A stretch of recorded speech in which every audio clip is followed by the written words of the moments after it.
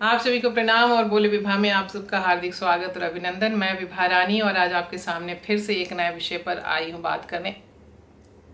मैं भी ना कभी कभी पगला जाती हूँ।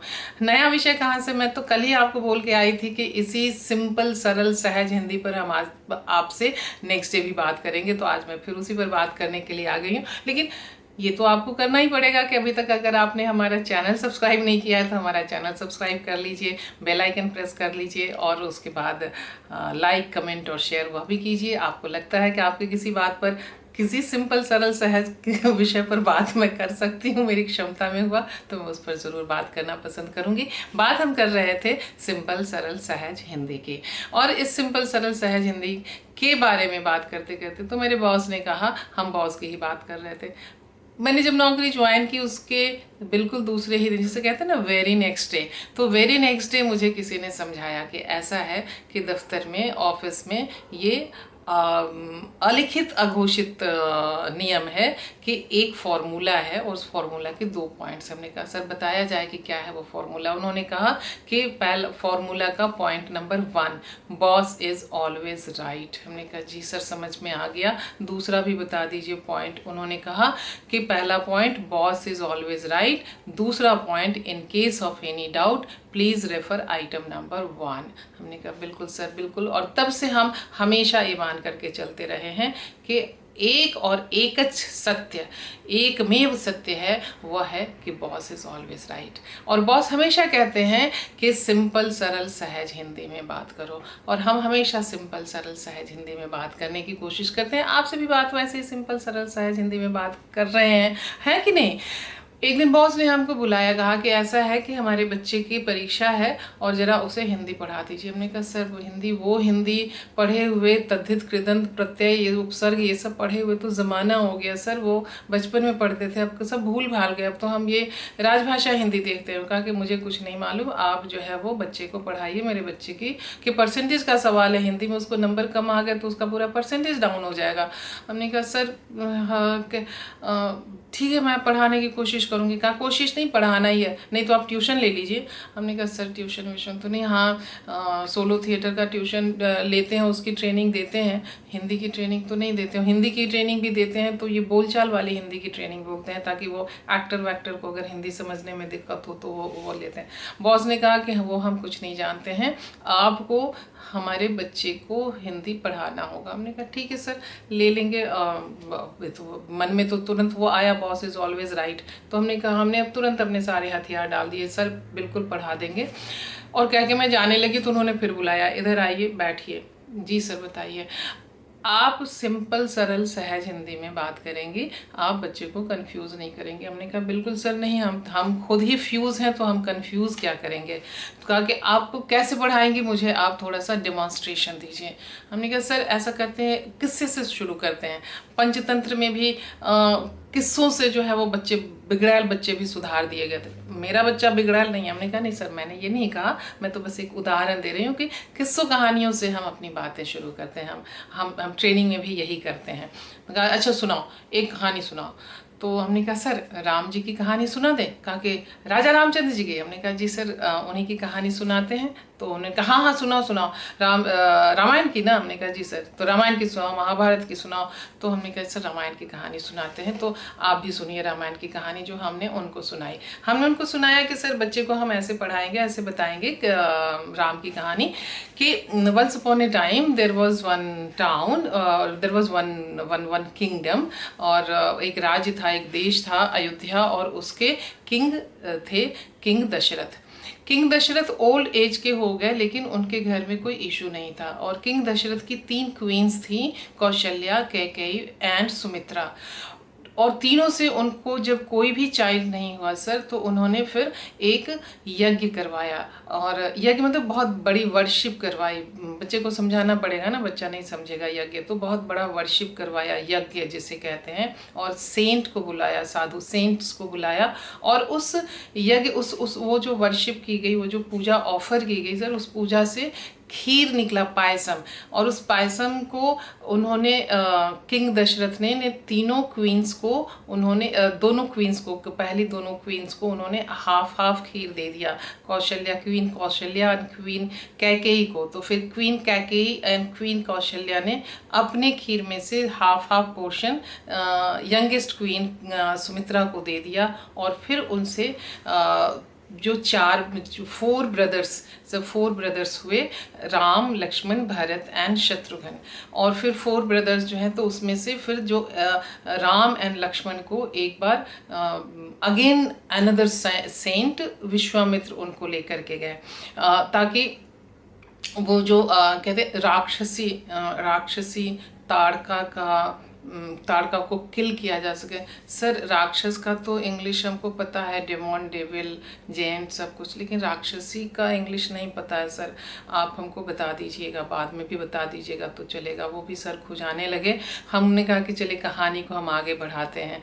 तो हमने कहा कि सर वो राक्षसी ताड़का को किल करने के लिए, और क्योंकि उन लोगों ने पूरे जितने जो सेंट्स थे उनकी लाइफ उन्होंने मिजरेबल कर दी थी, और राक्षस लोग जो थे उनकी लाइफ मिजरेबल कर दी थी। तो उससे निपटने के लिए वो उन्होंने सेंट विश्वामित्र किंग दशरथ के पास गए थे, और वहाँ से जो दो prince Ram and prince Lakshman को लेकर के वो आए थे। और वो prince Ram and prince Lakshman ने ताड़का का किल किया था, ताड़का को किल कर दिया था उसका।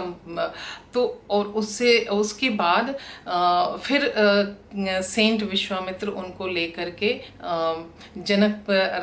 किंग जनक के पास गए, क्योंकि उस समय किंग जनक मिथिला गए, मिथिला के किंग थे किंग जनक। और उन्होंने उनकी डॉटर थी एक, उसका नाम था सीता, और सीता मैरिजेबल हो गई थी, मैरिजेबल एज की हो गई थी। तो सीता के मैरिज के लिए उन्होंने एक स्वयंवर रचा। सर स्वयंवर की अंग्रेजी नहीं मालूम मुझे, तो मैं बच्चे को समझाऊंगी कि जब खुद अपनी गर्ल्स, आजकल के तो गर्ल्स को तो इजाज़त नहीं मिलती है कि वो अपनी पसंद, अपनी चॉइस बता सकें, लेकिन उस समय किंग ने ये प्रोविज़न करके रखा था, किंग जनक ने ये प्रोविज़न करके रखा कि जो उनके यहाँ एक बहुत बड़ा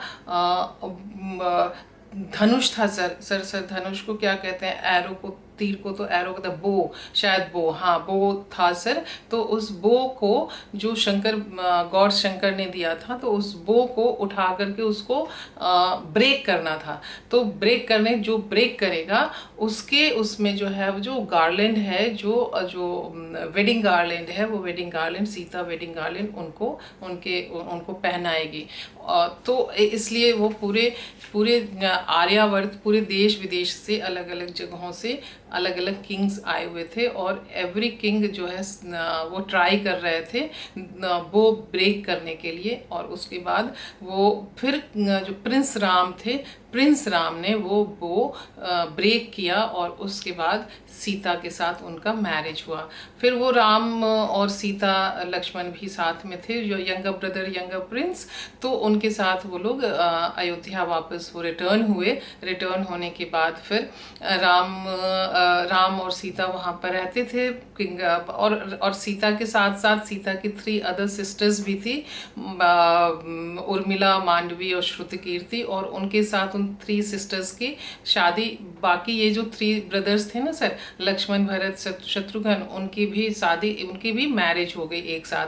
तो फिर उसके बाद सर किंग दशरथ ने सोचा कि अब तो मैं ऐसे, पहले ही मैं ओल्ड एज में था, अब मैं और ज़्यादा ओल्ड एज का हो गया हूँ, तो मैं अपना जो थ्रोन है, जो राजगद्दी है सर, वो मैं राम को दे देता हूँ। और राम को देने के बाद, लेकिन जब राम को देने की बात आई, तो उनकी जो सेकंड क्वीन थी ना, क्वीन कैकेयी, तो उन्होंने पहले से ही किंग दशरथ से 2 विश ले लिए थे, और वो विश के लिए उन्होंने वो विश और उस विश को पूरा करने का टाइम उन्होंने अभी लिया। और उन्होंने कहा कि राम को जो है वो 14 इयर्स का एक्सलेशन रहेगा, और उनका जो सन था सर भरत, वो भरत को जो है वो उनको पूरा का पूरा किंगडम उनको दे दिया जाए। और इस तरीके से फिर जब राम फॉरेस्ट के लिए निकलने लगे तो उनकी वाइफ थी सीता, तो वाइफ ने कहा कि जब मेरा हस्बैंड ही मेरे साथ नहीं रहेगा तो मैं रह के क्या करूँगी यहाँ पर।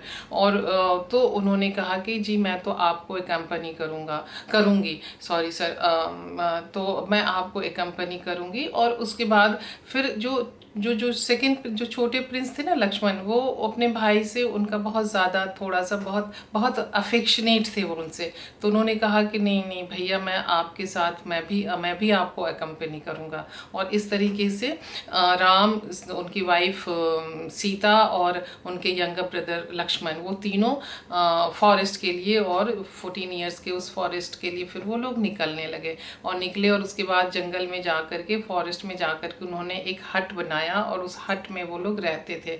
दिन में ऐसे ही फ्रूट्स वगैरह वो लोग खाते थे, वहाँ उस फॉरेस्ट में जो मिलता था, वहीं पे जो रिवर वगैरह होता था, रिवर में से वाटर वगैरह लेकर के वो लोग ड्रिंक कर लेते थे, फ्रूट्स वगैरह लेकर वो लोग ईट लेते थे, खा लेते थे। और देन उसके बाद उसी में वो नाइट टाइम में जो यंगर ब्रदर थे लक्ष्मण, वो पहरा देते थे। और उसके बाद जो है दूसरे राम और सीता अंदर वो रहते थे। और इस तरीके से सर वो फिर वहाँ एक और किंग था, किंग रावण, और उसकी एक यंगर सिस्टर थी शूर्पणखा। और शूर्पणखा ने कहते हैं सर कि शूर्पणखा ने पर सर इतना बात हम बताएंगे क्या बच्चे को कि शूर्पणखा उसके ऊपर मोहित हो गई थी और ये, या फिर ऐसे ही इतना ही तक रहने देते हैं कि शूर्पणखा ने राम और लक्ष्मण के ऊपर कुछ बातें कही और उससे एंग्री होकर के उन्होंने उसके नोज और ईयर्स दोनों उसके कट कर दिए लक्ष्मण ने। और फिर उसके बाद रावण का एकदम टेम्पर लूज हो गया और उसने कहा कि जिसने मेरी सिस्टर की ये हालत की है, I will not let them. और उसके बाद सर वो राम और रावण का दोनों के बीच फाइटिंग हुआ सर, वॉर हुआ। और उस वॉर में रावण को किल किया गया। और फिर रावण का यंगर ब्रदर जो विभीषण था, जो राम से मिल गया था, उसने राम ने उनको लंका उनको दे दिया, हैंड ओवर कर दिया कि अब तुम now you will be the king. और इस तरीके से सर, और फिर वो लोग राम, उनकी वाइफ सीता, और जो सीता को वो रावण ले करके चले गए थे किंग रावण, तो उसको फिर उनकी अपनी वाइफ को और फिर यंगर ब्रदर लक्ष्मण के साथ वो राम अयोध्या रिटर्न हो गए। और उसके बाद उनकी फिर राजगद्दी हुई सर। इतना स्टोरी जो है वो हम उनको बच्चे को बताएंगे। और उसके बाद फिर और आगे जो बातचीत होगी, बॉस बोले परफेक्ट, एकदम ऐसी ही सरल सिंपल सहज हिंदी चाहिए हमें। हमने कहा सर बिल्कुल सर। और उस दिन के बाद से हम ऐसी ही हिंदी बोलते हैं। बॉस को भी खुश, बॉस भी खुश, आप सब लोग भी खुश। और मुझे बॉस ने उसके बाद जो है ना बहुत अच्छा गिफ्ट दिया। अब बॉस से तो हम और कुछ नहीं, लेकिन बॉस ने सबको उसके बाद रिकमेंड करना शुरू किया कि इसकी हिंदी बहुत सिंपल सरल और सहज है। और उसके बदौलत जो है फिर मुझे बहुत से दूसरे भी काम मिलने लगे ऐसे ही सिंपल सरल और अच्छे दाम में मिलने लगे। शुद्ध हिंदी पर जब हम बात करते थे तो कोई टगर ऐसे देखकर ऐसे फिस से हंस करके चला जाता था कि देखो इसकी तो हिंदी ही पता नहीं क्या है, कुछ समझ में नहीं आता, यहाँ से सुनता हूँ यहाँ से निकल जाता है, कुछ भी नहीं पता चलता है। और अब देखो अब ये कितनी सिंपल सरल सहज हिंदी बोलती है। Fantastic, lovely, very natural. और उस लवली वेरी नेचुरल में फिर मुझे बहुत अच्छे अच्छे काम मिलने लगे, अच्छे अच्छे दामों वाले काम मिलने लगे। तो आप भी जो है ऐसे ही सरल सहज सिंपल हिंदी बोलिए और काम पर चलिए। वैसे ही जैसे पहले भी हम कभी कहते हैं, ये हमारा एकदम जुमला है, आयोडेक्स मलिए काम पे चलिए। जैसे आयोडेक्स आपको काम दे देता है, वैसे ही ऐसी ही सरल सहज सिंपल हिंदी जो है वही आपको काम देती है। क्योंकि अच्छी हिंदी सुनना और बोलना हम भूल गए हैं, सुनना ही भूल गए हैं। तो हम हमारे कान में नहीं आएगा, कान में नहीं जाएगा तो हम बोलेंगे नहीं। लेकिन चलिए क्या करेंगे, हमारा देश ऐसे ही चलता है, ऐसे ही सरल सहज सिंपल हिंदी के साथ चलता है, ऐसे ही सरल सिंपल बातों के साथ चलता है। फिर कल हम आपके पास फिर से किसी एक और विषय के साथ आएंगे। तब तक के लिए हमें आज्ञा दीजिए। नमस्कार, जय हिंद। हाँ, अपना ख्याल रखिएगा, क्योंकि आप हैं तो हम हैं। जय हिंद तो हम कह ही देते हैं, जय हिंद तो हर कोई कहता है और कहना भी चाहिए, आखिर हम अपने देश में रहते हैं। तो अपना ख्याल रखिएगा, क्योंकि आप हैं तो हम हैं।